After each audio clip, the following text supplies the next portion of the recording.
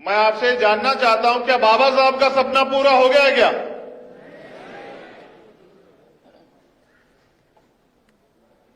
तो बाबा साहब का सपना पूरा करने के लिए आप लोग क्या कर रहे हैं? एक होना पड़ेगा।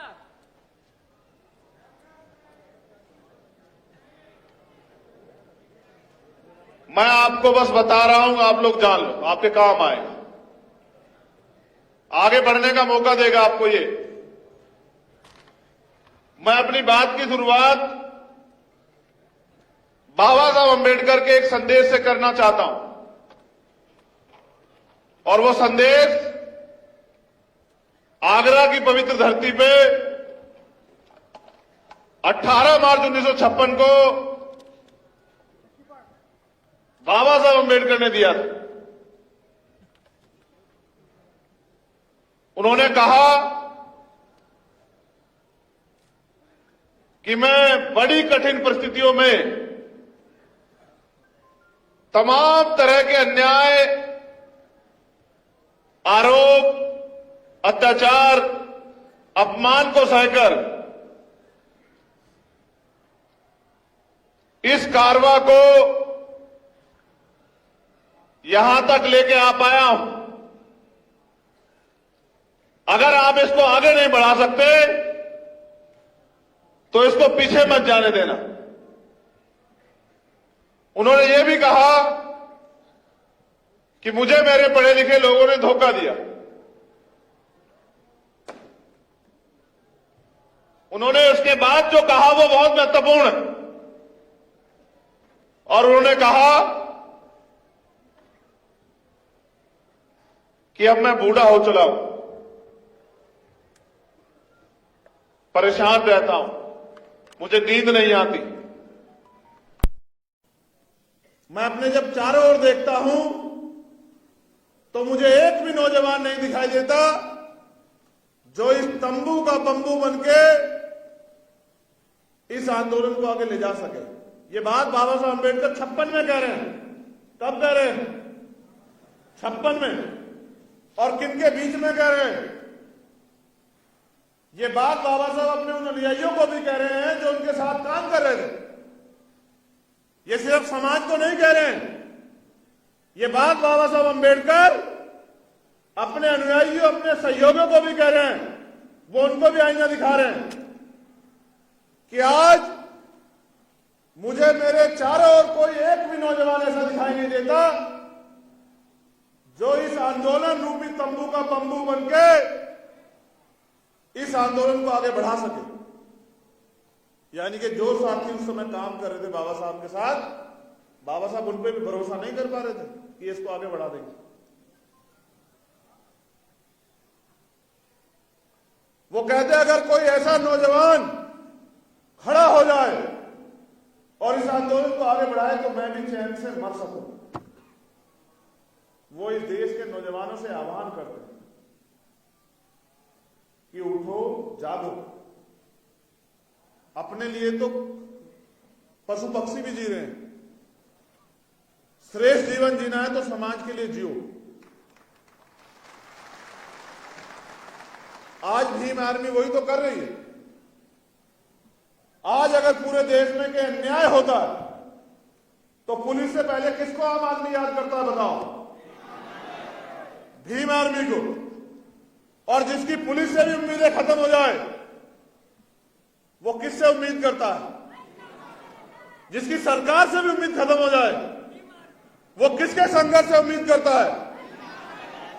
और ये मेरी ताकत नहीं है, ये इस मंच की ताकत नहीं है, ये ताकत है उस कोने पे और वहां सामने बैठे हर एक कार्यकर्ता की, जो न दिन देखता है, न रात देखता है, न सुबह देखता है, न शाम देखता है, न धूप देखता है, न बारिश देखता है, न भूख देखता है, न प्यास देखता है। बस उसको एक आदेश या एक जानकारी मिली होती है कि मेरे समाज पे, इस बहुजन समाज पे कहीं अत्याचार हुआ है, फिर उसको रोकने वाली ताकत जो है वो फिर सरकार के पास नहीं।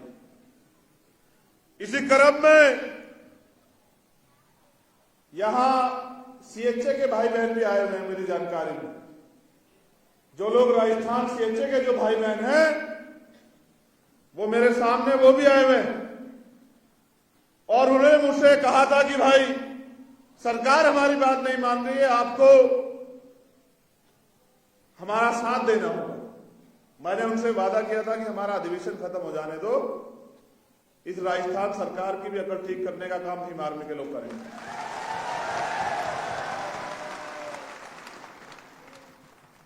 कमजोरों की, शोषितों की कोई सरकार नहीं होती। अगर उनको ताकतवर बनना है तो अलग जन से बहुजन बनना पड़ेगा। जब आंदोलन की शुरुआत की थी तब मेरी सोच ये नहीं थी, तब मेरा लक्ष्य भी ये नहीं था। और मैं अपने अध्यक्ष जी से कह रहा हूं, अध्यक्ष जी यहां बैठे हैं, ये सपना नहीं था अध्यक्ष जी कि एक दिन ऐसा आएगा कि एक विशाल मंच पे हमारा स्वागत होगा या हमें सुनने के लिए लाखों लोग आएंगे, ऐसा नहीं सोचा था। लेकिन ये समय, परिस्थिति और आपके साथियों का संघर्ष है। मैं धन्यवाद देता हूं सहारनपुर की धरती को भी, वहां के एक साथी को, पुराने, आज जो हमारे बीच नहीं है, मैं उनका भी धन्यवाद करता हूं कि उन्होंने भी कहीं ना कहीं इस आंदोलन को मजबूत किया। लेकिन साथियों, अभी हम लोग कर क्या रहे हैं कि कहीं अन्याय हो जाता है तो हम लोग जाते हैं न्याय दिलाने के लिए। रेप हो जाता है, हत्या हो जाती है, जैसे रीट के बच्चे हैं, जैसे सीएचए के बच्चे हैं हमारे भाई बहन, जैसे और तमाम तरह के वो हैं। तो हमारी प्रक्रिया क्या होती है कि जब कोई अन्याय होता है तो हम उनको न्याय दिलाने जाते हैं। तो एक सवाल जो हमारे साथियों ने मुझे दिया कि भाई ये जरूर बता देना कि हमने पार्टी क्यों बनाई, तो उसका जवाब ये है मेरे शब्दों में। आप सब लोग यहां उपस्थित है, 22-23 स्टेट की टीम के रिप्रेजेंटेटिव, प्रदेश अध्यक्ष या कोई साथी यहां मौजूद है। तो आप ये बताओ कि जब भीम आर्मी ईमानदार से लड़ाई लड़ती है और जब भीम आर्मी के साथियों के साथ कोई मुसीबत आती है तो कोई पार्टी एक है ऐसी जो आपके लिए लड़ती हो?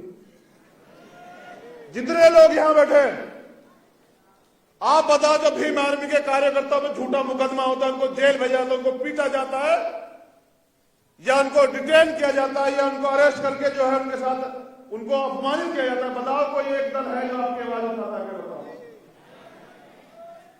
जब आवाज कोई नहीं उठाता और भीम आर्मी के प्रशिक्षण केंद्र में, ये भीम आर्मी पता है क्या है? ये नेता बनाने की फैक्ट्री है हमारी। ये हमारी नेता बनाने की फैक्ट्री है, ये हमारी लीडर बनाने की फैक्ट्री है। और जो नेता से तैयार होता है उसका कितना सम्मान होता है आपने देखा? उसका सम्मान इतना होता है कि जो लोग कभी किसी से नहीं मिलते थे वो भीम आर्मी में तैयार हुए नेता को, जिले स्तर के नेता को बराबर में खड़े होकर फोटो खिंचवाते हैं। ये सम्मान दिया है भीम आर्मी ने। मैंने ये सुना है कि जिनका राज नहीं होता उनका धर्म नहीं चलता, जिनका राज होता है उनका धर्म आगे बढ़ता है। और ये मैंने सवाल पिछली बार भी छोड़ा था बहुत बड़े मंच पे कि दुनिया में भारत से क्या गुजर क्यों कतार क्या? तो इसका एकमात्र कारण ये है कि यहां उन विचारधारा को मानने वाले लोगों का राज और तानाशाही कोई करे, चाहे वो भारत के प्रधानमंत्री हो या श्रीलंका के प्रधानमंत्री हो, तानाशाह का हाथ एक जैसा होगा, उनको छोड़ के भागना पड़ता। कल श्रीलंका में था, जिस दिन भीम आर्मी के लोग शासन में तैयार हो जाएंगे, भारत में भी रुकावट देंगे। जन आंदोलन भारत में इसलिए नहीं खड़ा होगा मेरे साथियों क्योंकि हम जाति में बढ़े हुए। आज मैं दलितों की तरफ से नहीं बोल रहा हूं, आज मैं अल्पसंख्यकों की तरफ से नहीं बोल रहा हूं और मुझे अपने बनाव में ना, मेरी एक ही पहचान है, बहुजन। ये आंदोलन 15 बड़ा प्रदर्शनी का है और इस देश में 85 लाख करेंगे की तैयारी भी हमें करनी पड़ेगी क्योंकि हमने उनको 70 साल से मौका दिया। सारी सरकार उनकी बनी, स्टेट की और सेंटर की। आज भी हमारे लोग आंसू के लिए मजबूर, रोटी के लिए मजबूर, कपड़े मकान के लिए मजबूर। और इन्हीं बात पे हमारे वोट दी जाती है कि आपको ना अनाज दे देंगे, आपको चावल दे देंगे, तेल दे देंगे, दाल दे देंगे,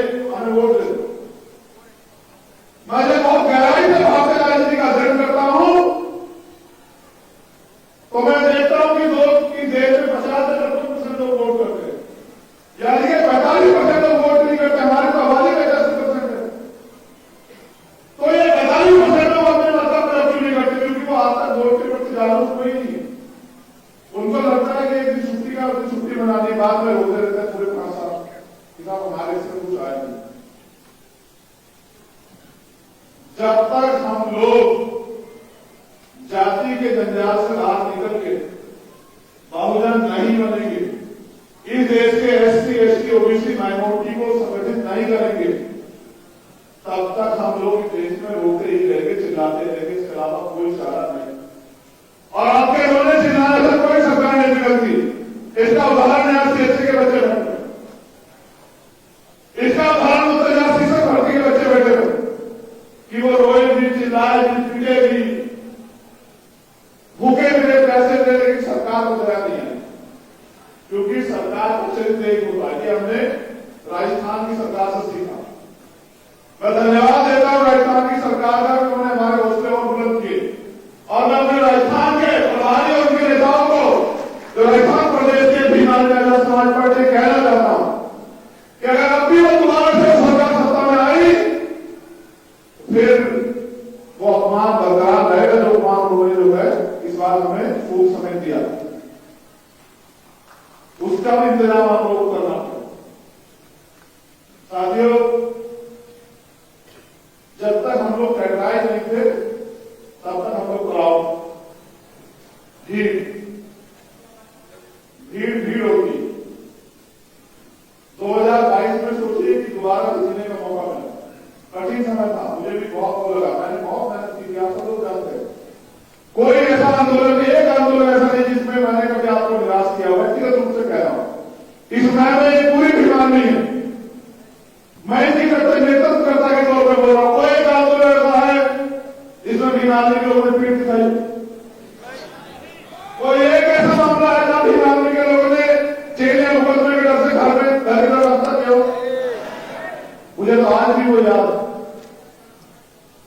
जब 5 मई का हादसा हुआ, फिर 9 मई का जब पूरी घटनाक्रम हुई, फिर उसके बाद 16 महीने एक दिन ये सोच से काटा। जेल में मैंने और मेरे भाइयों ने, भाई विनय सिंह जी, कमल भाई, मंजीत भाई और सारे साथी, ये सोच से काटा कि अगर मौका मिलेगा तो ये अन्याय किसी और के साथ ना हो, इसकी तैयारी हम लोग करेंगे। और 2 दिन और आज के दिन हम लोग संघर्ष कर रहे। इस संघर्ष के बलबूते आज हम लोग यहां खड़े। कल आप भी मेरी जगह आ सकते हैं। भीम आर्मी में कोई पैसे लगा के नहीं बढ़ रहा। जितने लोग बैठे आप बताओ, क्या कोई पैसे लगा कर बढ़ा भीम आर्मी में? आज जो राष्ट्रीय स्तर के पदाधिकारी है वो कहीं ना कहीं भीम आर्मी के जिले, मंडल, प्रदेश स्तर के पदाधिकारी, वही लोग आगे बढ़े। अब हमने इसका संविधान बना दिया। कल आप सभी प्रदेश अध्यक्षों को संविधान दे देंगे। इसमें कार्यकाल क्या होगा कि प्रदेश अध्यक्ष या राष्ट्रीय अध्यक्ष कितने समय के लिए रहेगा, वो पूरा हमने बना लिया। इसमें यही नहीं कि सिर्फ एक ही आदमी राष्ट्रीय अध्यक्ष रहेगा, उसके लिए एक पैमाना है, मेहनत करते रहिए, आगे बढ़ते रहिए। हो सकता है कि उस भीड़ में से बैठा व्यक्ति भी वो इस देश की आदमी संगठन का राष्ट्रीय अध्यक्ष। सब देश है कि पैमाना पैसा नहीं, आपका काम और आपका अनुशासन है। अगर आप काम अनुशासन को प्रायोरिटी ना देके किसी दूसरे रास्ते से घुसना चाहते हैं तो ये तब तक तो संभव नहीं जब तक मैं, और अभी तक कहीं जाने वाला नहीं। याद रख, अभी तो लड़ाई शुरू हुई, अभी तो इसको अपनी जोर में लेके जाना है, अभी तो हमें अपने पैरों पर खड़ा होना है, अभी तो शुरू हुआ। मैंने अपने ऊपर भी अनुशासन समिति, समन्वय समिति को रखा है कि अगर कल मैं भी कोई गलती करूं तो मेरे ऊपर भी कार्रवाई हो सके, क्योंकि अक्सर जिनको हम ताकत देते वही लोग तानाशाह जाते हैं। इसलिए मैंने सारे डायरेक्शन और सारे दिशा निर्देश और मुझे भी चलाने की जो ताकत है, रणनीति बनाने की जो ताकत है, वो समन्वय समिति और अनुशासन समिति होती है कि कल कोई और डिक्टेटर ना पैदा हो जाए, वरना फिर कार्यकर्ता भी आगे नहीं बढ़ सकता। हमने पिछली गलतियों से बहुत सीख ली और उस सीख के जरिए आज हमने सीखा है कि हमें कैडर को गांव तक लेके जाना पड़ेगा अगर इस देश में अगर राज्य व्यवस्था कायम करनी, क्योंकि सिद्धांत ये है, हमारे साथियों ने भी मुझे जागरूक कराया और बताया कि दुनिया में दो तरह की व्यवस्था जो है ना है। कितने तरह की व्यवस्था है? एक राज व्यवस्था और दूसरी समाज व्यवस्था। जिनका समाज व्यवस्था पे कब्जा होता है, अधिकार होता है, वर्चस्व होता है, उन्हीं का राज व्यवस्था पे अधिकार। तो हमें अपनी व्यवस्था को मजबूत करना पड़ेगा और व्यवस्था मजबूत कौन करेगा? नेता नहीं। अगर सोचो, मेरी तरफ भी देखो कि मैं कहां खड़ा हूं। अगर आप मुझसे कहो भाई मैं अभी आपके राजमिस्त्री के रूप में हूं, समझते हैं कौन सा राजमिस्त्री? हाँ कोई। अगर आप ये समझो कि राजमिस्त्री सरिया, बजरी, सीमेंट, पानी, रेत अपने घर से लाए तो कैसे हो जाएगा? कोई बताओ, क्या मकान बन सकता है? मकान तब बनेगा जब समाज इसकी व्यवस्था कराएगा। और मुझे कष्ट है, इतना काम करने के बाद हमारे साथ में कहना पड़ रहा है डरो तो देख लो, ये बड़ा दुख है। लेकिन कोई बात नहीं, एक बड़ा वाला हमसे दूरी बनाया बैठा है, मेरा उनको भी संदेश जो समाज का बुद्धिजीवी वर्ग कि हम लोग काम करने को तैयार है। आप पॉलिसी बनाने की जिम्मेदारी लीजिए। आपका अनुभव, हमारा संघर्ष मिलकर जो है देश में हम लोग राज्य व्यवस्था काम करेंगे। आप बुनियाद नींव बन के जो है वो काम कीजिए, क्योंकि नींव जो होती है ना, नींव अगर वो ढकी रहे तो बहुत अच्छी, अगर नींव दिखने लगती है ना तो यानी कि बुनियाद अगर दिखने लग जाएगी तो जो निर्माण कार्य जो बन रहा है वो गिर जाएगा। इसलिए नींव को ना दिखे। जो हमारा कर्मचारी अधिकारी वर्ग है, मैं उनसे बात कर रहा हूं कि भाई अब आप भी अपनी जिम्मेदारी तैयार करो। आज दिल्ली में अधिवेशन बता रहा है कि हमने एक कमाल कर दी है कि 2024 से पहले जो लक्ष्य मैं आपको दूंगा, टारगेट बना जो मैं आपको दूंगा, उसको पूरा करके हम हर कीमत पे यहां भारतीय जनता पार्टी को सरकार बनाने से रोकेंगे। क्योंकि भारतीय जनता पार्टी की सरकार ने एक एक करके हमारे सारे अधिकार वापस जो है छीन के और मनुस्मृति को देश में लागू करने का योजना बना रखा है। और वो लोग इस बात को, उनके धार्मिक लोग, उनके सामाजिक लोग, वो लोग इस बात को कहते भी रहते। इसलिए क्योंकि गुलामी नहीं सहनी है, इसलिए गुलामी की जिम्मेदारी बनती है कि जो जिन आदमी को काम दिया गया है वो उस काम को करे और वो काम कैडर के माध्यम से हम लोग बता दें। आप टारगेट सुन लीजिए, मैं आपको टारगेट बता रहा हूं, नोट कर लीजिए सभी प्रदेश अध्यक्ष और कार्यकर्ता साथी भी नोट कर लें। इन टारगेट को पूरा करना है 2021 से 2022 तक, 22 से 23 तक। हम 2022 में एक साल के अंदर टारगेट है। बताओ मदद करोगे नहीं करोगे? बताओ। जो जिम्मेदारी मिलेगी उसका पालन करोगे? नोट करो, ये टारगेट है हमारा एक साल का। जब अगला राष्ट्रीय अधिवेशन होगा तो हम हिम्मत से कह सकते हैं कि हमने क्या किया। मैंने तो सोचा था कि आज हमारे प्रदेश अध्यक्ष बताएंगे कि मेरे प्रदेश में 55 जिले हैं, मैंने 54 में संगठन बना दिया, बहुत मजबूत संगठन, और मैंने 1000 से ज्यादा मामलों में अन्याय के खिलाफ लड़ाई लड़के न्याय दिलाया। लेकिन हमारे प्रदेश अध्यक्ष अभी वही बात करते रहे कि हमने एक मामले में न्याय दिलाया, 2 मामले बिना संगठन के संघर्ष हो ही नहीं सकता ना। ये जो प्रदेश अध्यक्ष हैं वो नोट कर लें, फिर मैं आपको यहां आपको बुलाऊंगा कि आप संकल्प भी लेंगे मेरे साथ कि हम इसको करके दिखाएंगे। ठीक है? आजाद समाज पार्टी के लोग भी, जो हमारे नेतागण हैं, वो भी इस बात को नोट कर लें। जो घोषणाएं कर रहा हूं उनको पूरा करके दिखाओगे नहीं दिखाओगे? बताओ। बेइज्जत तो नहीं करवाओगे इस देश में मुझे? पहली घोषणा, हमें प्रदेश में 5 प्रदेश स्तरीय लीडर तैयार करने हैं। हमें प्रदेश में 5 प्रदेश स्तरीय लीडर तैयार करने हैं। समय परिस्थिति के अनुसार उनको कार्य करने का मौका देना है। जैसे अगर ए फेल हो जाता है तो उसका काम बी करेगा, बी फेल हो जाता है उसका काम सी करेगा, सी फेल हो जाता है उसका काम डी करेगा। 5 ऐसे प्रदेश के नेता होने चाहिए जो अपने दम पे प्रदेश की सरकार को हिलाने की हिम्मत रखते हो और अपने संगठन को चलाने की हिम्मत रखते हो। एक नेता से काम नहीं चलेगा। एक चंद्रशेखर आजाद तैयार कर दिया, 5 चंद्रशेखर आजाद तैयार करने पड़ेंगे राष्ट्रीय स्तर पे। 1 साल के अंदर ये आपकी जिम्मेदारी है। हर जिले में हमें कम से कम 10 ट्रेनर्स तैयार करने हैं जो कैडर देने का काम करेंगे। प्रत्येक जिले में 10 ट्रेनर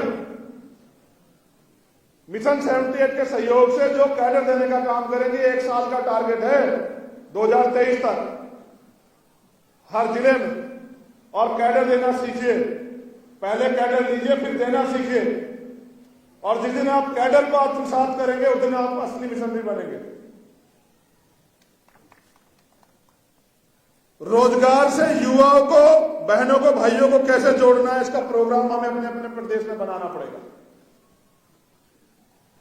कोई भी भर्ती, कोई भी नियुक्ति निकलती है, बैकलॉग निकलता है, तो हमें उसके लिए टीम बना के अपने युवाओं को जागरूक तैयार करना पड़ेगा कि ये भर्ती आई है, आप लोग इसको वो करो, या बिजनेस मॉडल बना के अपने लोगों को रोजगार से जोड़ना है।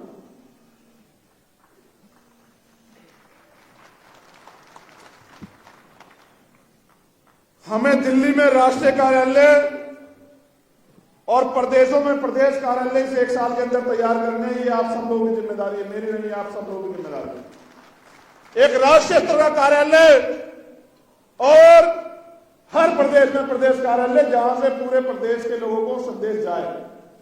ये सारी चीजें तैयार करने की जिम्मेदारी आप लोगों की। एक सबसे महत्वपूर्ण आंदोलन जो मैंने उड़ीसा से सीखा, मैं उड़ीसा की टीम को धन्यवाद देता हूं। हमें सभी प्रदेशों में टारगेट बना के जमीन का आंदोलन चलाना है। आप लोग नोट नहीं कर रहे भाई? आप लोग क्यों नहीं नोट कर रहे भाई? राष्ट्रीय कमेटी के जो लोग, आप इन्हीं लापरवाही कर रहे।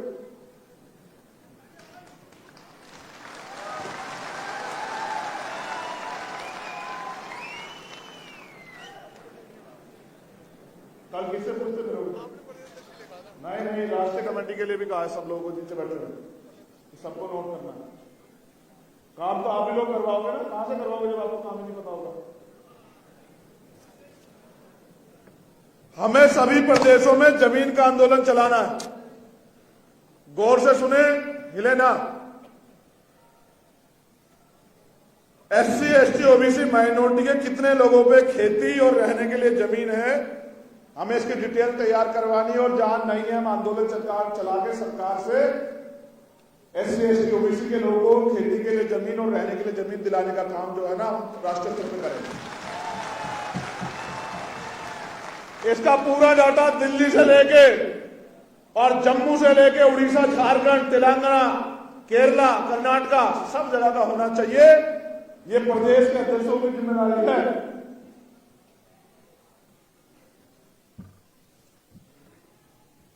अब एक टीम जिनका धन्यवाद हुए बगैर रह गया था, मुझे मौका था कि जब वो मेरा नंबर आएगा तब मैं उनका धन्यवाद दूंगा।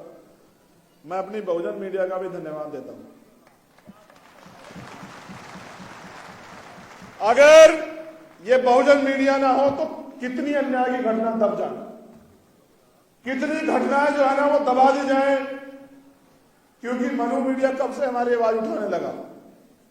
मैं बहुजन मीडिया के एक साथी का दिल से धन्यवाद करता हूं कि आप लोग बहुत अच्छा काम कर रहे हैं। महामानव तथागत बुद्ध और महापुरुषों कृपा आप पर बनी रहे। आज आपके YouTube चैनल में, कल आपका नेशनल चैनल भी बने, मेरी आपके लिए मंगल कामना। लेकिन हमें एक IT सेल भी पूरे देश में तैयार करना है, क्योंकि इनकी पैसे की मीडिया का सामना करने के लिए हम पे अपना मीडिया होना चाहिए, नहीं होना चाहिए, बताओ। बहुजन मीडिया के साथी काम करते हैं, लेकिन आपको अपना बनाना पड़ेगा, नहीं बनाना पड़ेगा कि मेरे द्वारा या राष्ट्रीय कमेटी या किसी भी प्रदेश कमेटी के द्वारा दिए गए दिशा निर्देश कुछ घंटों में आप तक पहुंच जाए? बनाना पड़ेगा, नहीं बनाना पड़ेगा? हाँ। और इसी के उसमें हमारे एक साथी हैं आवेद जी, उनका धन्यवाद देता हूं, जो महाराष्ट्र राष्ट्रीय कोर कमेटी के मेंबर हैं। अगर वो यहां हो तो खड़े हो जाएं। क्या यहां है आवेद जी? कहां है वो? अपनी मेहनत की कमाई से हमारा जो है मीडिया की वेबसाइट जो है तैयार करा रहे हैं। मैं उनका धन्यवाद देता हूं, क्योंकि बिना अपने मीडिया के अपनी सच्ची बात जाएगी नहीं।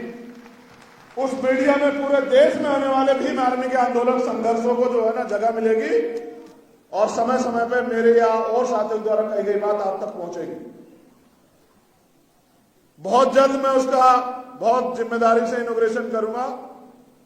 मैं आपको सबको सूचना दूंगा बहुत जल्द उसकी।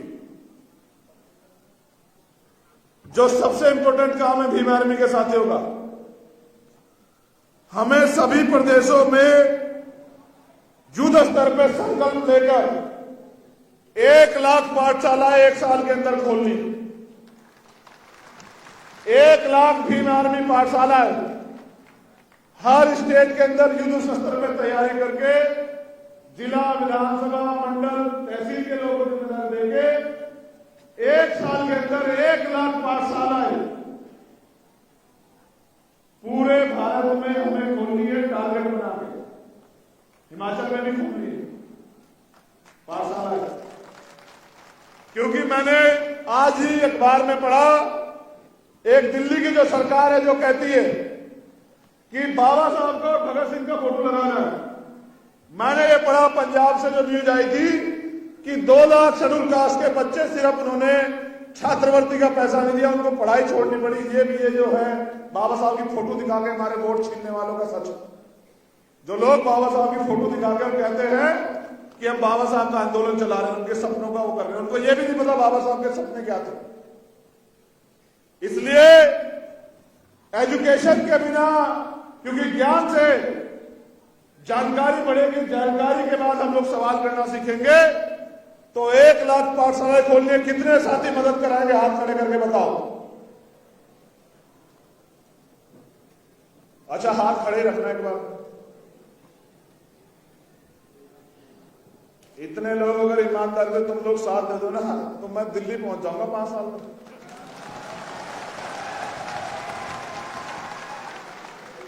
अगर इतने लोग ईमानदारी से तैयार होकर काम करें। आगे सुनो, हमें भीम आर्मी स्टूडेंट फेडरेशन को सभी कॉलेज और यूनिवर्सिटी तक पहुंचाना है अपने अपने प्रदेश में। ये भीम आर्मी आजाद समाज पार्टी के साथियों की जिम्मेदारी है कि भीम आर्मी स्टूडेंट फेडरेशन, क्योंकि कॉलेज विश्वविद्यालय में हम लोग घुस नहीं पाते, क्योंकि वो कहते हैं हमारा इंटरनल मामला है। और सबसे ज्यादा शोषण जिसका गवाह दिल्ली भी है प्रोफेसर रतन लाल जी, और जिसकी गवाह लखनऊ भी है प्रोफेसर रविकांत जी। जो अपमान उन्होंने सहा वो इसी वजह सहा क्योंकि वहां भीम आर्मी स्टूडेंट फेडरेशन नहीं। जिस दिन भीम आर्मी स्टूडेंट फेडरेशन का योद्धा यूनिवर्सिटी कॉलेज में होगा, किसी की मनुवादी की हिम्मत नहीं होगी कि किसी अधिकारी, कर्मचारी, किसी अध्यापक और किसी बहुजन समाज के बच्चे का अपमान कर सके या उसको प्रताड़ित कर सके। हम रोहित वेमुला को खोल चुके हैं, हम अभी भी कई रोहित वेमुला खोने कगार पे, अब हमें इसे बंद करना पड़ेगा। उसका तरीका है कि भीम आर्मी स्टूडेंट फेडरेशन हर कॉलेज और यूनिवर्सिटी तक पहुंचे। ये आप सबकी जिम्मेदारी है। एक महत्वपूर्ण काम मिशन 78 के साथियों के लिए, धारिया जी से लेकर सब लोग यहां मौजूद हैं, बहुत इंपॉर्टेंट काम है सीओ साहब। 1 साल के अंदर 10 लाख अनुशासित, प्रशिक्षित, समर्पित, संकल्पित और ईमानदार सक्रिय कार्यकर्ता तैयार करने हैं, डाटा बनाते हैं। कितने? 10 लाख 1 साल के अंदर हो जाएंगे, नहीं हो जाएंगे? हमारे वालों को कर दो कैडराइज। इनकी संख्या 10 लाख से ज्यादा है, मैं इनको पूरे देश में जाके देखता हूं, बस इनको कैडराइज करवाना। देखो, अनुशासन सर्वप्रथम, डिसिप्लिन, फिर कैडराइज। जबकि एक कैडराइज व्यक्ति में, मिशनरी व्यक्ति में सब आ जाता है, लेकिन मैं अलग अलग बता रहा हूं। फिर डेडिकेशन, अगर समर्पण नहीं तो सब जीरो। आज आपको पद से हटा दिया और आपने सोशल मीडिया बैठ के सारी मेहनत जीरो कर दी। हो सकता है कल आपको उससे बड़ी जिम्मेदारी मिल जाती। अगर आप अनुशासन में काम करते रहते तो डेडिकेशन बहुत जरूरी। फिर अगर कमिटमेंट नहीं होगा, संकल्प नहीं होगा, तो फिर कुछ नहीं होगा। तो डेडिकेशन के बाद संकल्प, कमिटमेंट बहुत जरूरी है। और इन सारे कामों में ऑनेस्टी यानी कि ईमानदार होना जरूरी है। जो व्यक्ति ईमानदार नहीं होगा वो इस काम को नहीं कर पाएगा। ठीक है। एक जो सबसे महत्वपूर्ण जिम्मेदारी राष्ट्रीय अध्यक्ष जी ने और कमेटी ने मुझे सौंपी, मैं उसकी घोषणा भी कर देता हूं। हमारे यहां हिमाचल की टीम आई हुई है। आपका उन्होंने, वो हमारे जिलाध्यक्ष है हिमाचल के, जिलाध्यक्ष है किस पद में, प्रदेश उपाध्यक्ष कहां है, सन्नी। वो टीम कहां है जो यहां शौर्य प्रशिक्षण कर रही थी, कहां पर है? अच्छा, चले गए। बहुत सोचने के बाद यह तय किया गया है। अभी क्या है कि हम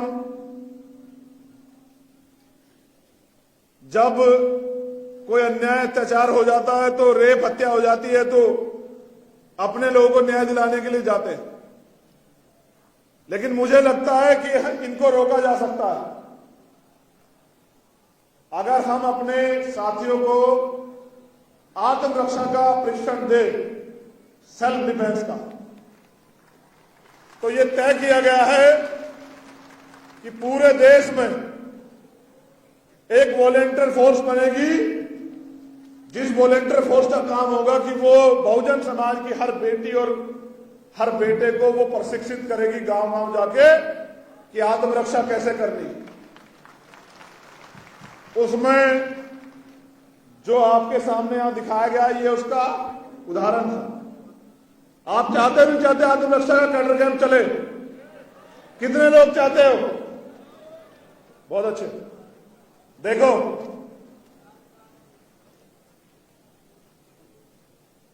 मैं जब अखबार में पढ़ता हूं, टीवी में पढ़ता हूं, जब हेडिंग चलती है कि वहां एक बच्ची के साथ बलात्कार हुआ, हत्या हुई, और ये रोज का काम, बहुत तकलीफ होती है। लेकिन अगर हम उसको आत्मरक्षा की ट्रेनिंग दे दें तो वो बहन अपनी रक्षा स्वयं कर सकती है और ऐसे दरिंदों को सबक सिखा सकती है। इसलिए हमने लोगों ने तय किया कि आत्मरक्षा की ट्रेनिंग होनी बहुत जरूरी है। उसके लिए हम पे बहुत एक कैडराई टीम है। एक छोटे भाई हमारे हैं रोशिंदर, अगर यहां हो,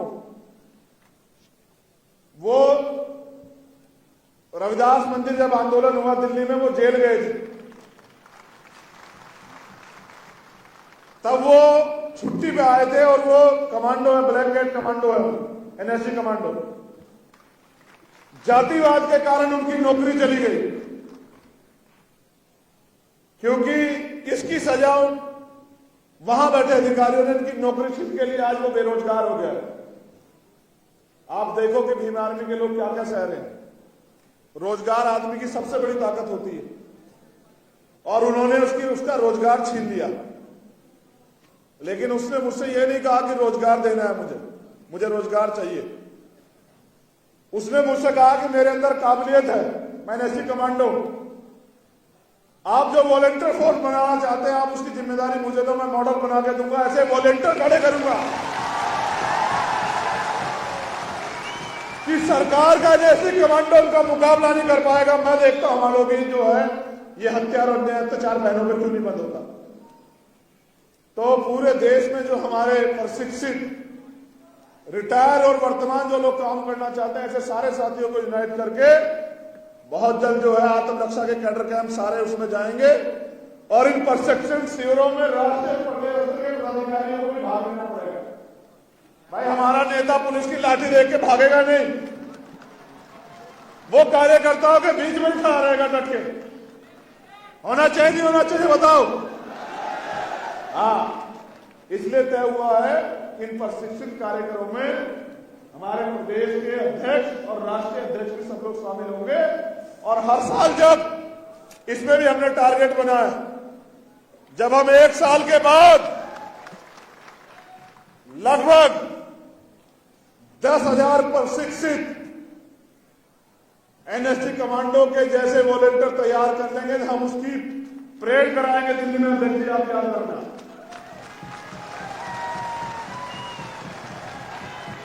और भीम आर्मी के लोगों को ही, क्योंकि वो हमारे नेता हैं, उनको ही सम्मानित करवाएंगे। आप देखना जिस दिन 10,000 की आपकी कैडराइज फोर्स यहां उतरेगी, आप देखना कि सारे ही बहुत सारे विरोधियों के हौसले उस दिन पस्त हो जाएंगे। ये जिम्मेदारी भी हम निभाएंगे। हमें अपने सभी प्रोग्राम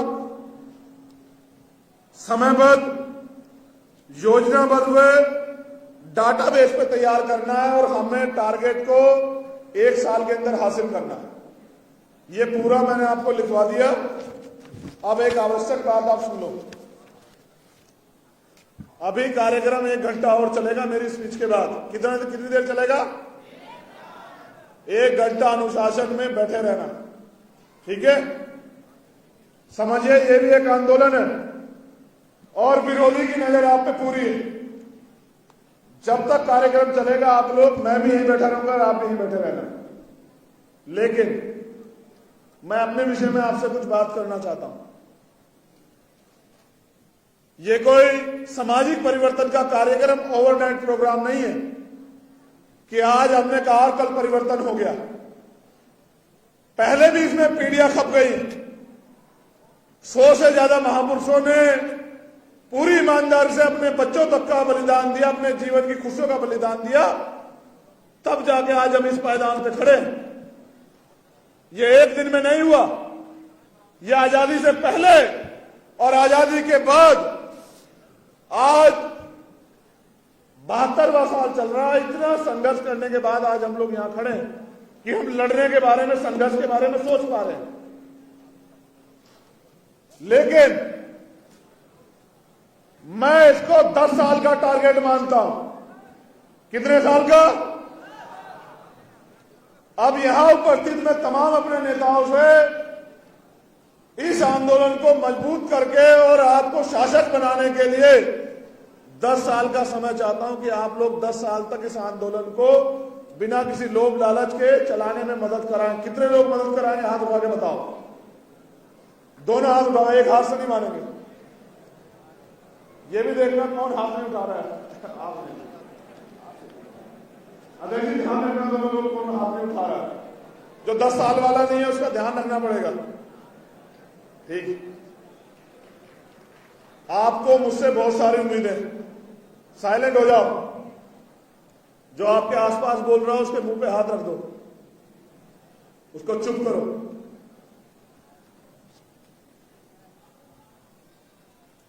हम एक कठिन समय में, जहां विरोधी बहुत मजबूत है, ऐसे समय में इस आंदोलन को आगे बढ़ाना चाहते हैं और हम ऐसे चढ़ाई पे हैं।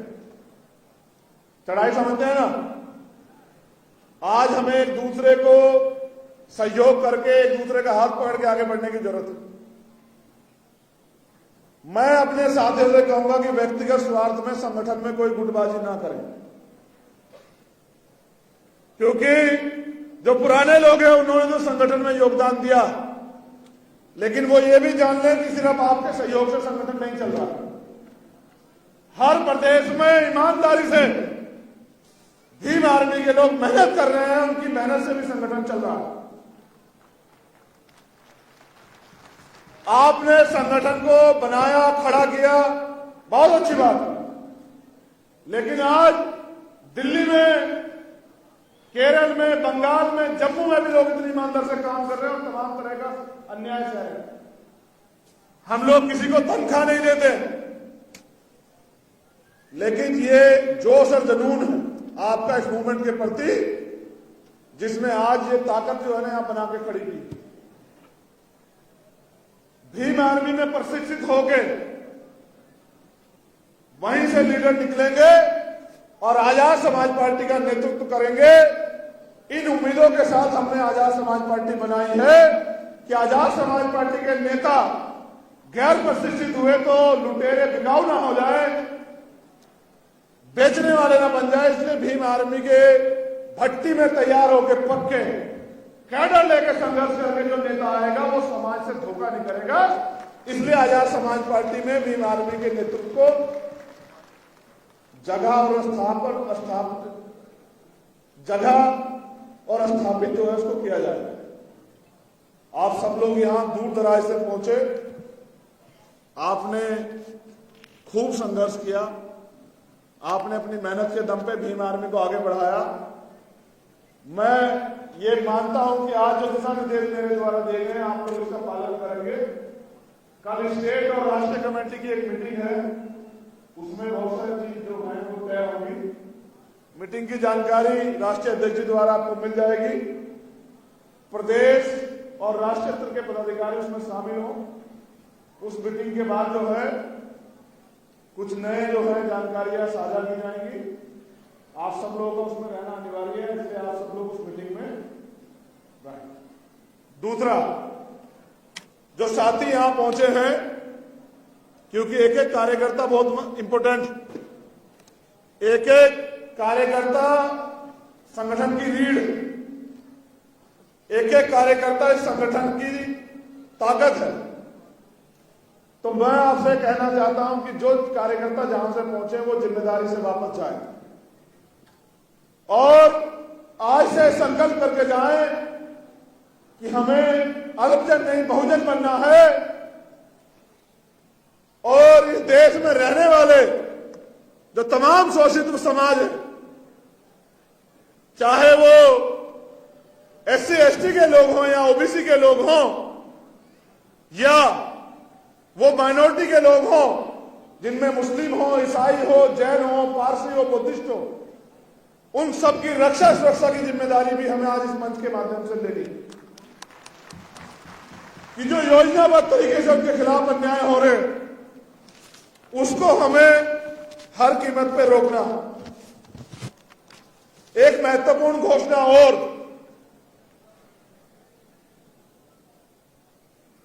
अब हम जो अपने अधिकारी कर्मचारी हैं उनकी पीड़ा को भी समझते हैं, क्योंकि वो आंदोलन नहीं कर सकते हैं। तो उनके जो इश्यू हैं, चाहे वो पेंशन का हो, चाहे वो प्रमोशन में रिजर्वेशन का हो, और हमारी मांग भी रहेगी कि प्रमोशन में रिजर्वेशन SC ST के साथ OBC को भी दिया जाए। उसके साथ चाहे पूरे देश में जातिवार जनगणना हो या सरकार की जो साजिशें हैं, जो वो तमाम तरह से इस देश के मूल निवासियों के साथ कर रही है, उनके खिलाफ भी हमें मूवमेंट चला के जो है उनकी सच्चाई को, उनके झूठ को जो है उजागर करना है। इसकी तैयारी भी हमें करनी। तो मैंने जो 3 इशू बताए, उनकी पेंशन, उनका प्रमोशन में रिजर्वेशन और जातिवार जनगणना, और इसके साथ नौजवानों को नौकरी के लिए बैकलॉग, इस पे भी हमें मूवमेंट चला के सरकार को मजबूर करना है।